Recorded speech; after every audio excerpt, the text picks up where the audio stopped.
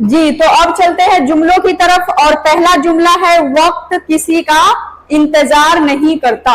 तो उसको कैसे लिखेंगे हम उर्दू में, वो देखते हैं। पहला है अपना जी शब्द वक्त। तो वाओ क्वाफ और ते, वक्त। और वक्त में आप सबको बताया गया है कि क्वाफ के ऊपर लगाया जाएगा, ठीक। तो वक्त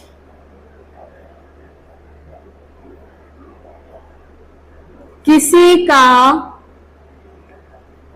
इंतजार। अब लिखना है इंतजार। इंतजार में देखिएगा हमेशा ज पर बिंदी के लिए लगाया जाता है जोए, तो एक ही शक्ल वाली जोए। वक्त किसी का इंतजार, इंतजार नहीं करता। जो आप लोग को मैं एराब के बारे में डिटेल में जो पढ़ाई थी, जितने भी एराब थे, देखिएगा धीरे धीरे वो खत्म हो जाता है।